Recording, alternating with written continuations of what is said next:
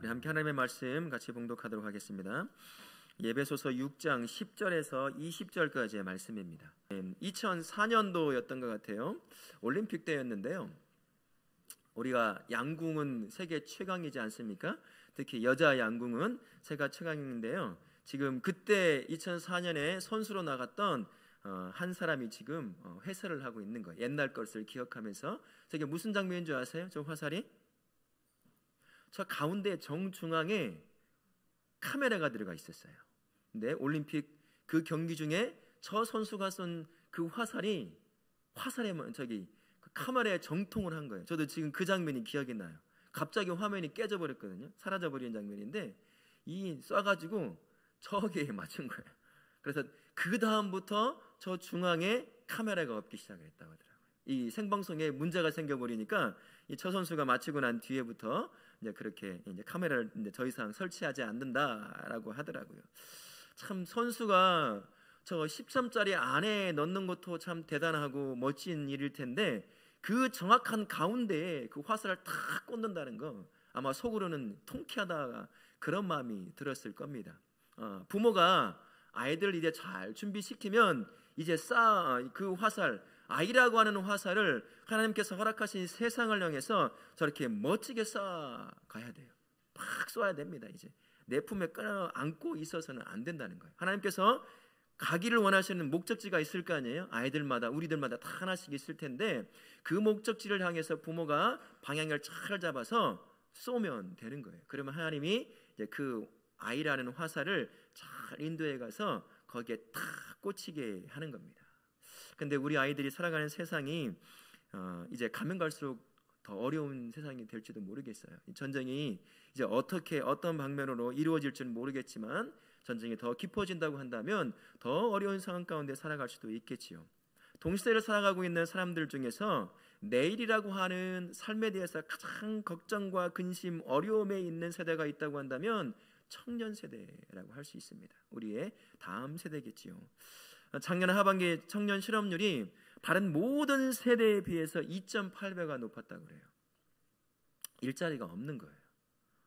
이제 은퇴한 분들도 일자리를 찾아서 들어가죠. 많은 사람들이 심지어 아르바이트 자리도 구하기 힘든 그러한 시대에 우리 청년들이 살아가고 있습니다. 실업률로 하면 OECD 국가 중에서 5위에 해당하는 상위 5위에 해당하는 그러한 실업률을 가지고 있는 세대입니다. 이 문제는 이 땅에 살아가고 있는 모든 청년 세대가 똑같이 경험하고 있는 공통적인 문제라 할 수 있습니다. 그러나 기독 청년들에게는 여기에 하나가 더 문제가 있어요. 여기 하나 더 이제 플러스가 되는 문제가 있는데 그가 예수님을 믿는다는 겁니다. 기독 청년으로서 신앙을 지켜나가야 한다는 것. 이런 시대에 신앙을 지켜나가야 한다는 것입니다. 모든 삶의 이면에 문제 이면에는 눈에 보이는 문제뿐만 아니라 그것을 가능케 만드는 사단들이 존재한다는 거예요. 사단이 끊임없이 전방위적으로 우리 성도들, 우리 아이들도 똑같이 공격한다라는 것입니다. 뿐만 아니라 신앙 때문에 불이익을 당할 수 있는 그런 환경에 그대로 노출이 되어 있는 게 우리 다음 세대예요. 그 이전에는 서로가 좀 이해도 하고 이런 시대에 우리가 아주 어렸을 때 그런 세대와 조금 달라진 세대가 되어가고 있다는 겁니다. 그러다 보니까 이 청년 세대가 갈등이 많아요. 우리 청년들 중에서도 이제 줌을 통해서 이렇게 막 나누다 보면 가끔씩 고백하는 게 있어요. 야, 너는 뭐 정신 나갔냐? 뭐가 이렇게 열심으로 교회를 가고 있어? 이런 얘기를 한다는 거예요. 학생인데도 불구하고. 그러니까 그런 소리를 들으면 그냥 떨쳐버리면 좋을 텐데 그게 아니라 그게 하나의 큰 힘으로 작용한다는 거예요. 또래 집단의 압력이라 할 수 있는 거죠. 너가 좀 이상하다 이런 식으로 얘기를 한다는 것입니다. 사회에 진출하게 되면 이제 더 큰 압박에 시달리게 되겠죠. 엄청난 갈등에 직면하게 될 것입니다.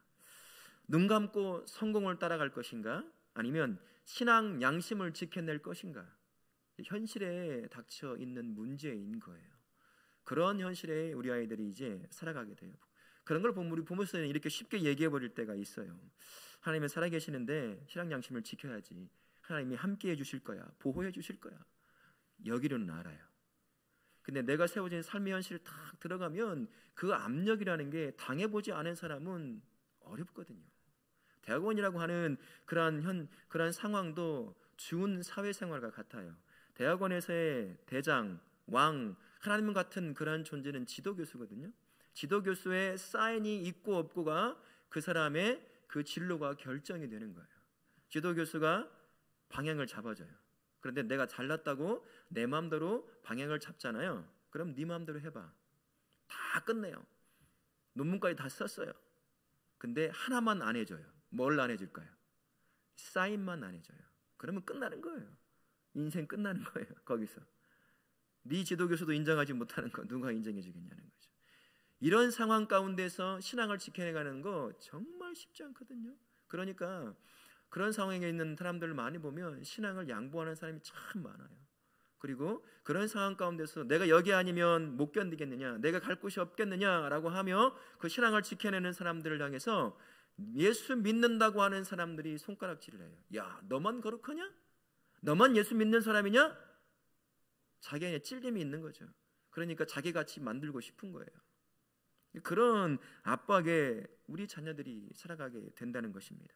부모이자 믿음의 선배인 우리 부모가 이런 자녀들, 이렇게 살아가야 될 삶의 현실이 앞에 있는 이 자녀들에게 무엇을 해줘야 하며 어떻게 대처할 수 있도록 가르쳐줘야 할까? 우린 평생 고민해야 돼요. 아이가 내 품에서 떠날 때까지 우리가 그 고민을 가지고 아이들을 준비시켜 줄 수 있어야 한다는 것입니다. 사도 바울이 오늘 말씀을 통해서 무엇을 준비시켜 줄까를 우리 말씀을 통해서 우리 부모에게 가르쳐 주고 있습니다. 10절 말씀에 보면 이렇게 되어 있어요. 끝으로 너희가 주 안에서와 그 힘의 능력으로 강건하여져라 라는 말씀이 있습니다. 부모는요, 자녀에게 지속적으로 성도는 주 안에서 사는 것이다 라는 것을 계속 가르쳐 줄 수 있어야 돼요. 이제 예수를 믿는 사람이라고 한다면 내 삶의 주인은 누가 되는 것이죠? 이제 예수님이 되는 거예요. 그것을 끝까지 견지하고 붙잡고 살아갈 수 있도록 믿음의 부모는 항상 이야기해주고 자기도 때로는 실패하지만 그 삶을 살려고 애를 쓰는 모습을 통해서 보여줄 수 있어야 한다는 거예요. 그렇게 가르쳐줘야 한다는 것입니다. 이제 성도의 생명은 예수님이 그 생명이 돼요. 그래서 성도는 이제 내 능력, 내 생명으로 살아가는 성도가 아니라 이제 예수님의 생명의 능력으로 살아가는 것이 성도입니다. 그러니 자녀도 예수님께 그 생명을 인계받아서 그 생명으로 살아가는 것이다 라는 것을 부모인 나를 통해서 내가 살아가는 그 모습을 통해서 보여줄 수 있어야 돼요. 믿음의 선배인 내가 먼저 그렇게 살지 않고 때로는 실패하고 넘어지죠. 그 모습도 다 봐요. 그러면서 다시 일어서고 다시 하나님 앞에 쓰려고 애를 쓰는 그 부모의 모습 자녀들이 보게 된다는 거예요. 그러면서 하나님을 믿고 살아간다는 것이 저런 모습이구나 라는 것을 우리는 잘 모르지만 하나씩 하나씩 배워간다는 거예요. 그러니 주 안에서 살아가는 것, 그것이 성도의 삶이라는 사실을 부모는 항상 가르쳐 줄 수 있어야 합니다. 그리고 11절부터 20절까지를 통해서는 이제 어떻게 내가 몸을 가지고 살아가는 그 문제뿐만 아니라 그 몸이 겪는 문제 이변에 무엇이 있는지, 그렇다고 한다면 그 문제를 향해서 어떻게 준비해야 할 것인지를 이제 바울 사도가 가르쳐 줍니다. 베드로전서 5장 8절에 이렇게 말씀하셔요. 근신하라, 깨어라, 너희 대적 마귀가 우는 사자같이 두루다니며 삼킬 자를 찾는다고 했습니다. 사자는요, 사자처럼 사단은 끊임없이 하나님의 백성들로 하여금 믿음에서 떠나게 만들려고, 그래서 잡아먹으려고 애를 쓴다는 것, 전방위적으로 다양한 방법을 통해서 성도를 공격한다라고 말씀하는 것입니다. 그래서 본문에 하나님의 전신갑주를 입으라라고 우리에게 권면하는 거예요. 세상이 만들어낸 전신갑주가 아닙니다. 스펙이라고 하는 학력, 경험, 우리가 흔히 말해서 스펙이라고 하잖아요. 그죠? 그것으로 나로 하여금 옷 입지 말고 하나님께서 성도로 하여금 지키시길 원하시고 보호하기를 원하시고 함께하기를 원하시는 그 전신갑주를 입을 수 있도록 부모가 가르쳐 줄 수 있어야 한다. 그 얘기를 지금 하고 있는 겁니다. 하나님의 전신갑주가 무엇이죠? 우리 잘 많이 들어봤을 거예요. 이 전신갑주를 말하기 전에 대전제가 있습니다. 우리가 잊지 말아야 할 것인데, 하나님은 살아계시며 자신의 자녀와 함께 하신다는 거예요. 그 모든 것들이 하나님이 나와 함께 하실 때 가능한 것이다 라는 그 전제가 항상 있어야 한다는 것입니다. 말씀하기를 진리의 허리띠를 띠라고 말해요. 진리의 허리띠라는 것은 말씀이기도 하지만 믿음의 공동체 안에서 진실함이 무엇인지, 충실함이 무엇인지 준비되어 나가야 한다는 거예요. 거짓과 속임수로 세상을 살아가는 것이 아니라, 게으름과 나태함으로 살아가는 것이 아니라 진실함과 충실함으로, 성실함으로 살아갈 수 있도록 준비시켜줘야 한다는 것입니다. 이게 바로 진리의 허리띠예요. 두 번째, 의의 호심경입니다. 올바르고 선한 도덕적 완전함을 갖추어야 돼요. 근데 우리는 완벽할 수는 없잖아요. 그럼에도 불구하고 성경이 제시하는 바른 도덕적 관점을 항상 가지고 있어야 돼요. 그래야 유혹 앞에 쉽게 무너지지 않는 것입니다. 유혹 앞에 쉽게 양보하지 않는 거예요. 얼마나 많은 그리스도인들이 자기 이득 앞에 믿음을, 선한 길을, 의의 길을 양보하는지 모릅니다. 남들은 모르니까요. 나만 아니까 눈 감으면 되겠지, 이봐 한 번만 눈 감자 라고 눈 감아버리는 거예요. 응? 그러니까 어느 순간 그것이 쌓이고 쌓여서 그게 들통이 날 때가 있는 거예요. 그래서 청문회장에서, 옛날에 그랬잖아요. 청문회장에서 권사님 어쩌고 막 TV, MBC, KBS, SBS 다 방송하는데 권사님이 어쩌고, 이런 일이 발생하는 거예요. 어떤 사람은 교도소에 가서 성경책 읽고 있고, 이런 일이 발생해요. 이 도덕적 관념을, 성경적 도덕적 관념을 잘 갖출 수 있도록 해야 돼요. 남이 보건 보지 않건 간에 옳은 것을 선택할 수 있는 능력을 항상 준비시켜줘야 돼요. 그게 누구를 통해서 배워지냐? 부모를 통해서 배워지는 겁니다. 그 일을 해야 된다는 것이죠. 그 다음에 평화의 복음입니다. 예수님을 통해 이루어진 하나님과의, 그리고 사람들 사이에서 이루어진 평화라는 것이 있어요. 예수께서 십자가에 돌아가심을 말미암아 이젠 모든 관계가 평화를 맺을 수 있는 관계로 형성이 되었어요. 그래서 하나님을 믿는 자녀가 세워진 그 자리에서는 분열이 아니라, 싸움이 아니라, 갈등이 아니라 화평과 평화가 만들어져야 한다는 것입니다. 성도가 가는 그 자리는, 그 자리에 싸움이 있고 다툼이 있고 어려움이 있다고 한다면, 성도가 그 자리에 딱 들어가면 그것이 사라지는 거예요. 예수께서 우리를 화평케 만드셨으니 그 능력을 가지고 세워진 그 자리에 가서 평화를 만들어내는 자인 것이죠. 근데 성도가 가는 곳마다 싸움이 있고 다툼이 있고 갈등이 있다고 생각해 보세요. 뭔가 잘못된 거 아니겠어요? 잘 준비가 안 된 것이죠. 우리 자녀가 그런 자녀가 되어야 돼요. 가는 곳마다 싸움이 있는 곳에 평화를 만들어낼 수 있는 자녀. 그러려면 뭐가 있어야 돼요? 예수 그리스도께서 십자가에서 무엇을 성취하셨는지를 분명히 알고 있어야 됩니다. 하나님과의 관계, 죄로 인해 망가졌던 그 관계가 이제 화평의 관계로 회복시켜 놓으셨어요. 그리고 사람과 사람과의 관계도 죄로 인해 망가졌던 그 관계가 예수께서 십자가를 지심으로 말미암아 이제 화평의 관계로 만들어질 수 있게 길을 냈다는 것입니다. 그것을 분명히 알고 준비되어 나갈 수 있어야 한다는 거죠. 믿음의 방패를 또한 준비를 해야 됩니다. 지배한 사탄의 전방위적 공격 가운데서 믿음이 무너지지 않도록 그리스도의 구원의 능력을 온전히 신뢰할 수 있어야 돼요. 예수님이 한번 구원하셨다라고 한다면 그 어떤 상황이 닥쳐도 이 구원은 흔들리지 않는다, 누구도 빼앗아갈 수 없다라는 이 구원의 확신 가운데 세워져 있어야 한다는 것입니다. 그래서 구원의 투구랑 같이 나오는 것이에요. 구원의 투구는 때론 넘어지는 경우가 있다 할지라도 예수님이 이미 십자가에서 이루신 구원을 결코 없어지지 않는다는 그러한 구원의 확신 가운데 세워져 있어야 한다라는 것입니다. 구원은 내 능력, 내가 살아가는 삶의 그 모습을 통해서 얻어지거나 주어지는 게 아니에요. 만약에 그렇다면 수시로 오는 빼앗길 수밖에 없어요. 그죠? 나는 연약해서 넘어지기 때문이에요. 죄에 그냥 무너지고 죄를 쫓아가기 때문에 만약에 나의 삶의 모습을 통해서 그때그때마다 구원을 주신다고 한다면 우리는 결코 구원을 누릴 수가 없을 거예요. 수시로 놓치고 잊어버리고 빼앗기고 말 것입니다. 하지만 구원은 내가 은혜 가운데 받는 것이에요. 전능하신 하나님, 누구도 건들 수 없는 능력의 하나님이 우리에게 일방적인 은혜 가운데 선물로 주시는 게 구원인 줄 믿습니다. 그 구원에 대해서 우리는 확신할 수 있어야 돼요. 흔들리지 않는 믿음 가운데 내가 때로는 넘어진다고 해도 이 구원이 사라지거나 없거나 그렇지 않다라는 것입니다. 우리는 보통 죄 가운데 넘어지면 그런 생각도 하잖아요. 나 구원받은 사람 맞나? 그런 생각 해보셨어요? 저도 많이 해봤어요. 내 안에서 이 죄들이 계속 꿈틀거리는 것이 느껴질 때가 있거든요. 이 생각으로, 마음으로, 그리고 실제 삶으로 정말 내가 구원받은 예수님 믿는 사람이 맞나? 이런 의심이 쌓일 때가 있다는 거예요. 그건 사단이 주는 생각입니다.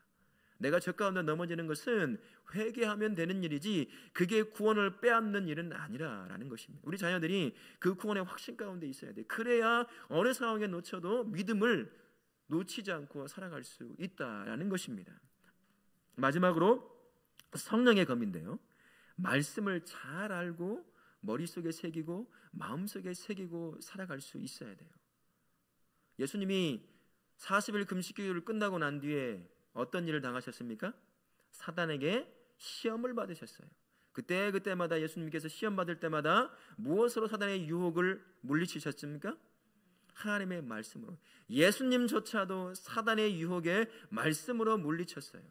성령의 검이라는 것은 나를 지켜내는 것뿐만 아니라 사단의 공격 가운데서 그 말씀으로 그 공격을 무찔리고 또한 사단으로 하여금 굴복할 수 있도록 공격할 수 있는 무기가 되는 거예요. 그러니 기도하는 것도 좋고 찬양 열심히 하는 것도 좋고 여러 봉사하는 것도 좋지만 그 안에 중심으로 잡고 있어야 될 것이 무엇이냐면 하나님의 말씀에 대한 확신인 거예요. 많이 배워야 합니다. 때로는 암송을 통해서 머릿속에 가지고 있어야 돼요. 그래야 내 안에 위기가 닥쳤을 때 떠오른 그 말씀이 나를 살려낼 수 있고 나를 붙잡아 줄 수 있기 때문이에요. 어렸을 때부터 말씀을 읽고 암송하는 것이 버릇이 돼야 돼요. 나이가 들어서 암송하다 보면 얼마 지나서 사라져버려요. 기억이 안 나요. 이 주소가 기억이 안 날 때가 참 많아요. 오늘 아침에 제가 설교하면서 꼭 기억했으면 좋겠다고 한 말씀이 어디죠? 예레미야 29장 11절 말씀. 이게 우리의 머리예요. 이게 자고 나면 잊어버리는 게 우리의 머리예요. 그러니까 어렸을 때부터 이 아이들부터 계속 말씀을 접하고 암송하고 또 뭐 이런 일을 통해서 머릿속에 마음속에 계속 말씀이 딱 새겨져 있어야 돼요. 그래야 어느 순간 그 말씀이 딱 자신을 붙잡는 것을 경험할 수 있게 되는 것이거든요. 그게 바로 성령의 검이에요. 이렇게 하나님께서 주시는 우리를 보호하시고 우리를 인도하실 그 전신갑주를 잘 갖출 수 있도록, 물론 완벽하게는 못 갖출 거예요. 사람이라 연약하기 때문이죠. 그렇다고 한다면 이제 떠날 때가 되면 이제 준비가 되어 가는 것입니다. 떠날 때 부모 곁을 떠나더라도 하나님의 자녀요 움직이는 교회로 세워져야 할 세상에서 무너지지 않고 세워진 그 목적을 다 할 수 있도록 그렇게 전신갑주를 잘 준비해서 입고 나가야 돼요. 그래도 무너지거든요. 그렇게 준비해서 신앙 가운데 탄탄히 세워져도 삶의 현실 앞에 딱 닥치면 수없이 만나는 유혹과 갈등과 손해와 피해와 그 모든 것들을 견뎌내야 하는 것이 쉽지가 않아요. 그러다 보니 넘어지기도 해요. 그 믿음 좋던 사람이 어느 순간부터 겨우겨우 예배 한 번씩 드리는 정도의 삶으로 그렇게 무너진 인생도 참 많이 있다는 것이에요.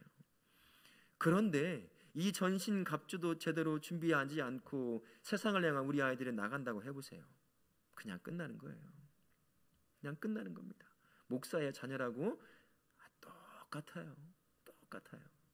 그러니까 최선을 다해서 내 품에 있을 때 떠나기 전에 최선을 다해서 애쓰며 기도하며 울며 그렇게 아이들을 전신갑주를 입히려고 애를 써서 준비시켜야 한다는 거예요.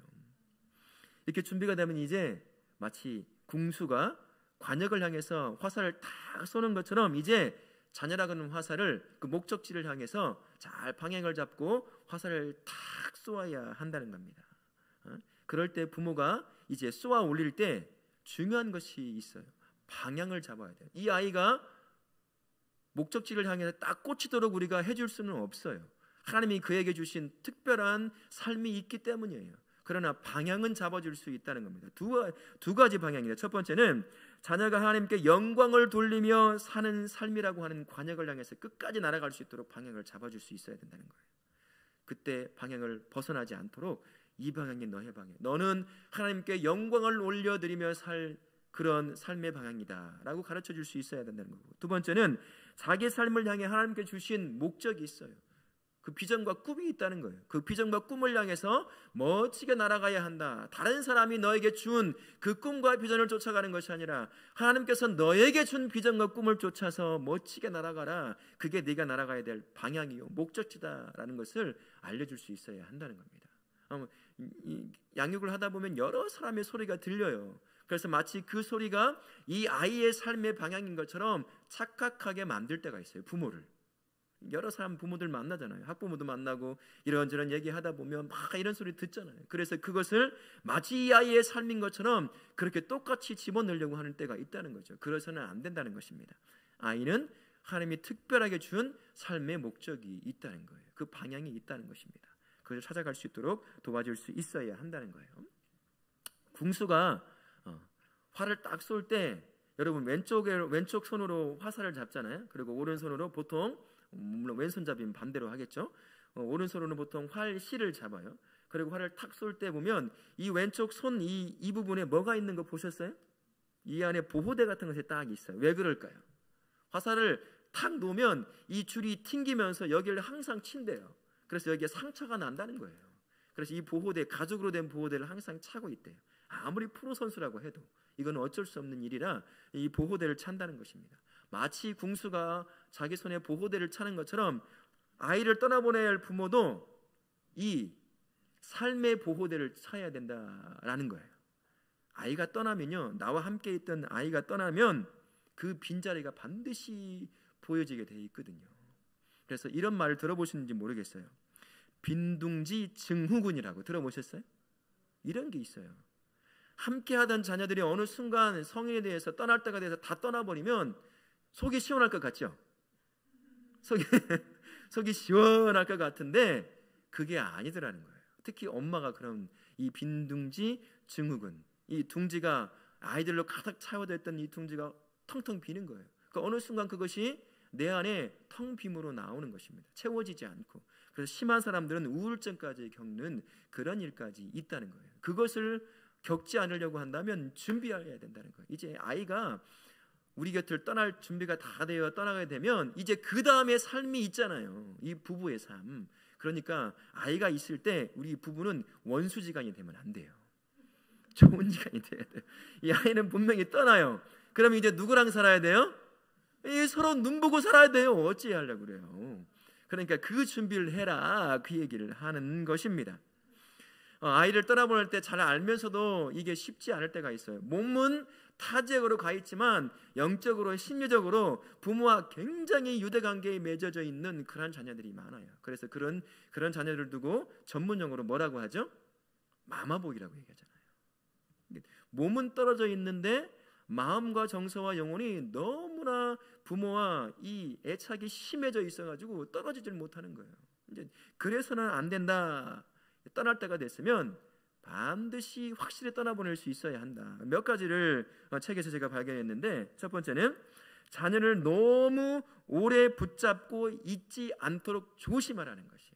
이제 한국 사람의 특징이, 동양인들이 보통 그런데 서양 사람들은 대학을 들어가면 완전히 떨어지더라고요.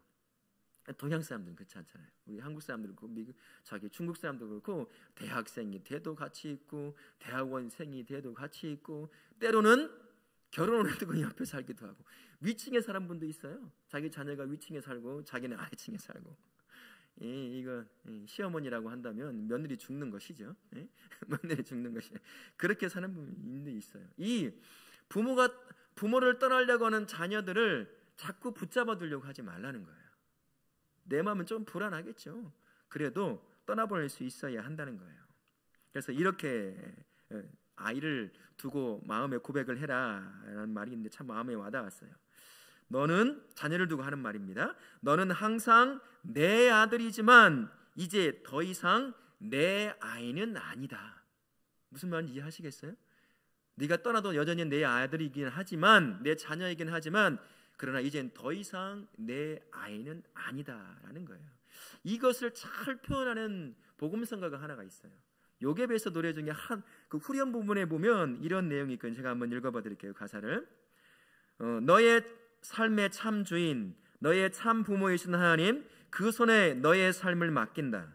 너의 삶의 참 주인, 너를 이끄시는 주 하나님, 그 손에 너의 삶을 드린다. 이제 여전히 나의 자식이긴 하지만 이제 하나님께, 진짜 부모이신 하나님께 이 아이의 인생을 딱 내어 맡기라는 얘기예요. 그래서 자꾸 끌어들이고 이 안에 들어오게 하고, 너 보고 싶어, 너 전화 안 했지, 너 이제 맘 바뀌었구나, 뭐 어쩌고, 그러면 안 된다는 거예요. 떠날 때는 참 마음이 아프고 이 안에 텅 빈 감이 있다 할지라도 이젠 내 옆에 있게 한 남편으로 채우라는 것입니다. 그러니 원수가 돼서는 안 된다는 거예요. 지금부터 항상 좋은 관계로 계속 이젠 계속 바라보고 살아야 돼요. 원수같이 어떻게 살려고 그러세요? 물론 우리 안에는 그런 분이 없지만 그렇게 준비해야 된다는 것이고요. 두 번째는 자녀 중심적인 가정이 되지 않도록 배우자와 함께하는 일들을 노력하라는 거예요. 등산도 가고 함께 맛있는 것을 먹으러 다니기도 하고 찻잔을 기울이면서 함께 이야기도 할 수 있고. 여러분 그러고 계셔요? 카페 가서 차 한 잔씩 나누고 얘기하고 계십니까? 잘 안 되죠? 지금부터 연습을 해야 돼요. 저는 연습하고 있어요. 연습하고 있어요. 가끔씩 우리 저희 카페 가서 커피 한 잔 마십시다 막 이렇게 해가지고 나가는데 그 연습을 해야 돼요. 남자들은 말이 별로 없거든요.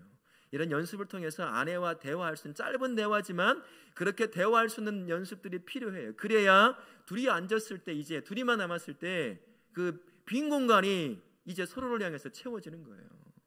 예? 그러니까 이제 두 부부가 함께 할 수 있는 시간들을 지금부터, 늦지 않았습니다. 지금부터 하나씩 하나씩 만들어 가셔서 이제 계속 함께 할 사람과 잘 지내세요. 그래서 아이들이 커가면서 이런 말도 종종 하세요. 야, 너희들은 먹을 날이 많지만 엄마 아빠는 이제 얼마 안 남았어. 우리 먼저 먹을게. 맛있는 거 있으면 그렇게 먼저 한 번씩 하세요. 그래서 먼저 먹으세요. 자식만 주지 말고 그렇게 한 번씩 훈련과 연습을 하세요. 그게 연습이 되더라는 거예요. 세 번째입니다. 큰 존재로 남아있지 말라는 거예요. 자녀의 인생에 이제 떠날 때가 되면 더 이상 그 인생에 거대한 존재로 남아있지 말라는 거예요. 왜 그럴까요? 이제 내 곁을 떠나면 참 부모인 하나님이 그 인생에 가장 거대한 존재로 남아야 하기 때문이에요. 내가 그녀와 그 자녀와 함께 항상 함께 할 수 없어요. 함께 해준다고 해도 도울 수 있는 일은 아주 극히 제한돼요. 내가 늙어가면 늙어갈수록 돕고 해줄 수 있는 일이 많아지나요? 적어지나요? 이제 없어지기 시작해요. 그러면 어떻게 하겠어요? 전능하신 진짜 아버지 되시는 하나님이 그 인생에 가장 큰 존재로 남아 있어야 한다는 겁니다. 그러면 내가 그 옆에 있어서 돕고 세워주는 것보다 더 멋지게 그의 인생을 이끌어 가신다는 거예요. 그러니까 나는 이제 아이가 떠날 때가 되면 나의 존재감은 가면 갈수록 사라져야 된다는 거예요. 아이의 인생에서. 그래서 결국 해고를 준비하라는 겁니다. 해고. 직장에서 우리가 일방적으로 해고당할 때가 있잖아요. 자녀의 인생에서 이제 어느 순간 나는 당신 아웃이야. 해고. 이 준비를 하라는 거예요. 유일하게 해고를 당할 수 있는 사람이 부모라고 하더라고요. 더 이상 그 자녀의 인생에 끼어들기 시작하면 그 자녀의 인생이 꼬이기 시작하는 거예요. 그러니까 부모는 이제 아이가 크면 해고당할 준비를 하고 있으라는 거예요. 서운하죠. 이 녀석 그렇게 키우고 예뻐하고 키웠더니만 이제는 지 여자 만나서 지 여자만 좋아하고 지 자식들만 좋아하고 난리를. 그게 당연한 거 아니겠어요? 그래야지 결혼했는데 불구하고 엄마 다닌다고 생각해보세요. 그거 정신나간 아이잖아요. 그거 이상한 아이예요. 그거를 서운해, 이 마음에 서운함이 있을 수 있어요. 저희 엄마도 아마 많이 서운했을 거예요. 근데 우리 한국 사회가 결혼하면 이제 그 중심이 어디로 움직이죠? 차가댁으로 움직이잖아요. 그러니까 딸과 아들을 골고루 낳아야 돼요. 나중에 후회함이 없어요.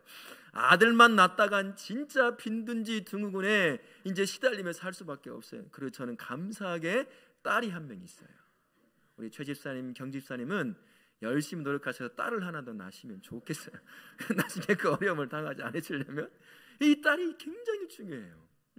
그렇게 준비해야 됩니다. 진짜 해고될 각오를 해야 돼요. 해고될 가게. 우리 서권사님도 큰일 났네요. 아들만 셋이네요. 이제 큰일 났어요. 이제 좋은 며느리, 시어머니 하면 엄마처럼 여기는 며느리를 맞이하도록 기도하실 수 있길 바랍니다. 자녀를 놓아 보내실 때 그냥 놓아 보내지 말라고 하더라고요. 그냥 너 떠날 때가 됐구나 가라, 그게 아니라 보내라고 하는 거예요. 보내라. 똑같은 말 같지만 달라요. 보내는 것은 우리 성경적인 말로 한다면, 우리 신앙적인 말로 한다면 파송과 같은 거예요. 이제 저는 그래서 이렇게 생각해요. 저희 큰아이가 이제 몇 달 후면 중학생이 되거든요. 첫 번째 부모를 떠나는 연습을 하는 것 같아요. 머리가 커지고 자기 생각이 많아지는 때거든요. 이때 이제 파송을 하려고 해요. 중학교로. 그다음에 두 번째, 좀 더 멀리 떠나는 것, 고등학생이 되는 거죠. 더 멀리 떠날 때는 어느 때예요? 대학생이 되는 거예요. 그리고 이제 더 멀리 떠날 때는 직장인 되고, 이제 완전히 떠나는 때가 어느 때일까요? 결혼 때거든요. 이렇게 하나씩 준비하면 되지 않을까. 그게 바로 보내는 거예요. 그냥 너 갈 대로 가라 하고 놔주는 게 아니라 보내주라라는 것입니다. 그래서 자녀를 축복하여 믿음의 대를 잇게 하도록 기억하며 살아갈 수 있도록 보내주고, 적어도 너와 너의 자식과 너의 후손, 손자까지 믿음의 대를 이어갈 수 있도록 그것을 항상 가르쳐주면서 보낼 수 있어야 한다는 거예요. 그래서 자녀가 내 곁을 떠나기 시작할 때 행사를 하나 준비하는 거예요. 이 파송의 행사. 우리 이제 고3 아이들 3명이 있잖아요. 이제 시험을 다 끝내고 이제 청년부로 올라오는 그때 우리 파송의 예배를 한번 드릴 겁니다. 이제 이곳에 남을지도 모르겠습니다만 삶의 현장이 바뀌잖아요. 고등학교라고 하는 그 현장에서 이제 좀 더 자유스럽게 다닐 수 있는 대학이라고 하는 현장으로 바뀌는데, 그게 너가 그냥 가는 곳이 아니라 파송된 곳이다라는 그런 의미에서 한번 해보려고 하고 생각을 하고 있습니다. 그렇게 우리에게 맡겨진 아이들이 이제 파송하는 것이다, 보내는 것이다 라는 것을 꼭 기억하실 수 있길 바랍니다. 이제 아이들이 우리 곁을 떠나면 하나님과 동행하며 살도록 해줘야 하는 것이 부모의 그 목적이고 그 의무라 할 수 있습니다. 우리 곁을 떠나면 더 이상 부모의 규칙은 이제 중요하지 않아요. 하나님과 동행하면서 그 삶 가운데 스스로 만들어가는 선한 규칙들, 그것을 따라가도록 해야지, 내 품 안에 있을 때 그 규칙을 그대로 아이들에게 적용시키고 강요시켜서는 안 된다는 거예요. 그러면 도망가 버려요. 도망간다는 거예요. 이제 어렸을 때부터 그런 것들을 바꿔가는 것을 연습을 해야 될 필요가 있는 것이죠. 더 이상 간섭을 하지 말라는 거예요. 일단 하나님께 맡겼으면 참 하나님 아버지 되시는 그분에게 맡기고, 그가 하나님과 동행하면서 하나님께서 원하는 그러한 삶의 방향으로 나아갈 수 있도록 그에게 맡기는 것입니다. 좀 불안하죠. 내가 그 아이를 아니까. 그러나 그 아이를 더 잘 아시는 분이 누구죠? 하나님이세요. 나는 안다고 하지만 모르는 것 정말 많아요. 제가 지난번도 말씀드렸잖아요. 아이의 진짜 모습은 어디서 드러난다고요? 가정? 아니에요. 학교에서 드러나고 지네 친구들 관계에서 드러나요. 집에서 욕도 안 하고 교회에서 욕도 안 하는 아이들 밖에 나가면 욕을 입에 달고 살아요. 그런 아이는 내 아이가? 깜짝 놀라는 일이 있다는 거예요. 현실이 그렇거든요. 그렇다고 한다면 이제 떠나서 하나님과 동행하며 그 하나님과 수시로 만나고 교제하면서 스스로의 삶의 규칙들을 만들어가서 믿음 안에 잘 날아갈 수 있도록 그렇게 이제 더 이상 간섭하지 않는 부모가 되어야 한다라는 사실을 기억하실 수 있기 바랍니다. 이제부터 하나님이 자신들을 위해 어떤 소명을 마련하셨는지 스스로 때로는 실패도 하고 때로는 성공하도 하며 그런 과정을 통해서 찾아가게 하는 거죠. 어떤 아이는 빨리 찾을 수도 있겠고 어떤 아이는 늦게 찾을 수도 있을 것입니다. 부모로서는 참 답답하고 걱정이 되고 염려가 되겠지만 뒤에서 든든한 기도의 후원자로 남아서 기도하는 거예요. 그래서 어느 때 참 힘들고 어려울 때 언제든 전화해서 기도의 도움을 청할 수 있을 정도, 그 정도까지만 머물러 있으면 된다는 것입니다. 부모가 품을 떠난 자식을 다시 품으로 끌어들이려고 해서는 안 된다는 거예요. 너 보고 싶다, 전화가 왜 이렇게 뜸하냐, 이전에는 전화도 많이 하더니, 그런 말 하지 말라는 거예요. 이제 마음껏 날아다니고 날아갈 곳을 향해서 날아갈 수 있도록 자유를 주라, 그런 얘기입니다. 우리 다울학교에 있는 모든 육신의 부모님들, 그리고 영적인 부모님들, 우리 다울학교회를 통해서 세워지는 다음 세대들, 모든 아이들이 이렇게 전신갑주를 입고 잘 준비되어서 하나님께서 날아가기를 원하고 꽂히기를 원하는 그 관역을 향해서 멋지게 날아가 하나님의 나라를 위해서, 이 땅과 열방을 위해서 멋지게 쓰임받을 수 있도록 잘 준비시켜서 우리도 부모로서 이제 화살을 날려보내야 하지 않겠습니까? 화살통에만 넣어놓고 있으면 안 되잖아요. 날아가야 될 화살이 화살통에만 있으면 가치가 없는 거잖아요. 이제 마음은 아프지만 날아가야 할 그곳을 향해서 우리 화살이라고 하는 아이를 멋지게 쏘아 올리는 그런 부모님들 되실 수 있기를 예수님의 이름으로 축원합니다. 아멘. 예수님은 마태복음 10장 16절에서 이렇게 말씀하셨어요. 보라, 내가 너희를 보냄이 양을 이리 가운데로 보냄과 같도다. 그러므로 너희는 뱀같이 지혜롭고 비둘기같이 순결하라 라고 말씀하셨어요. 성도의 삶은 언제나 양을 잡아먹으려고 하는 이리때가 있는 세상에 나아가 살아가는 것입니다. 우리도 그렇잖아요. 우리 자녀도 마찬가지입니다. 예외가 되지 않아요. 어쩌면 우리보다 더 힘들고 어려운 세상 가운데 살지도 모르겠어요. 교회가 진짜로 눈에 보이게 많은 힘을 잃어가고 있거든요. 그 전에 막 여기저기 교회가 있고 전도하는 사람들이 많고 막 이러면 어디든 가서 믿음을 잃었을 때 다시 회복할 수 있는 기회들이 참 많이 있었어요. 하지만 가면 갈수록 그런 기회들이 우리 자녀들이 살아갈 세상은 점점 줄어들고 있어요. 실제 기독교 인구가 굉장히 많이 줄어들었어요. 허수들을 다 빼면 아마 지금 통계에 나와 있는 것보다 더 많이 빠져 있을 것입니다. 그런 시대에 우리 아이들이 살아가게 됩니다. 부모라고 한다면 이런 세상에서 자녀가 어떻게 믿음을 지켜야 할지, 어떻게 살아가야 될지 고민하지 않을 수 없어요. 그런 우리에게 바울 사도가 이렇게 말한 것입니다. 하나님의 전신갑주를 입히라 라고 말이죠.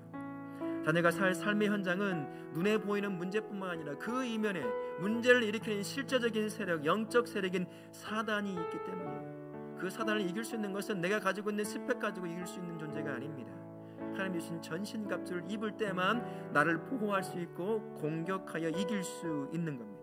수시로 기회만다면 믿음 있는 청년들을 이런저런 모양으로 흔들어대고 무너뜨리고 믿음에서 떠나고 하나님을 향해 적대자로 세우는 것이 사단의 일이거든요. 우리 부모는 진리와 의와 복음과 믿음과 구원 그리고 성령의 검으로 우리 자녀를 잘 준비시켜서 멋지게 쏘아올려 세상에서 하나님께서 그들을 통해서 이루시고자 하시는 놀라운 하나님의 역사를 이룰 수 있도록 그 아이들을 준비시켜서 쏘아 보내야 될 줄로 믿습니다. 준비시켰다고 한다면 이제 이 마음은 아프지만 상처는 남을지 모르겠지만 표적을 향해서 그 방향을 잡고 그 화살이라고 하는 아이를 쏘아 올려야 돼요.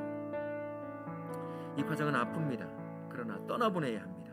하지만 하나님께 영광을 돌리는 삶으로 그리고 그에게 주신 하나님의 그 삶의 목적을 향해서 멋지게 날아갈 수 있도록 방향만 잡고 쏘아 놓으면 돼요. 그러면 하나님께서 그의 인생을 멋지게 이끌어 가실 것입니다. 내가 이끌어가는 것과는 비교할 수 없을 그 인생을 우리 하나님이 우리 자녀의 인생을 이끌어가게 될 거예요. 그걸 믿고 쏘아 올리는 거예요. 두렵고 걱정이 되지만 그럼에도 불구하고 그렇게 쏘아 올려야 되는 것입니다.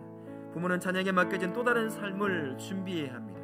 부부라고 한다면 이제 이 안에서 텅 빈 공간이 사단이 지배하지 못하도록 서로를 향해서 기도해주고 세워주고 그렇게 함으로 말미암아 그 텅 빈 공간을 서로를 위해서 채워주는 그러한 삶을 준비해야 하죠. 뒤에서 자녀가 멋지게 하나님께서 요구하신 그 삶의 관역지를 향해 꽂힐 수 있도록 뒤에서 기도의 협력자로 든든한 기도의 협력자, 힘들고 어려울 때 머릿속에 다 자녀에게 떠오르는 것이 오늘도 이 새벽에 무릎 꿇고 눈물 흘리며 나를 위해 기도하고 있을 엄마와 아빠가 기억나면 되는 거예요. 그렇지, 내 뒤에 나를 위해 오늘도 눈물을 흘리며 가슴 치며 기도하고 있는 아빠와 엄마가 있지. 내가 이렇게 무너질 수 없어 라고 다시 신앙을 일으켜 세울 수 있게만 만들어주면 하나님이 그 인생을 멋지게 이끌어 가실 것입니다. 그러니 우리 다윗께 모든 육신의 부모이자 영적인 모든 성도님들은 자녀를 잘 준비시켜서 표적을 향해 멋지게 날아갈 수 있도록 준비시키고 쏘아보내시는 복된 부모 되실 수 있기를 예수님의 이름으로 축원합니다. 아멘.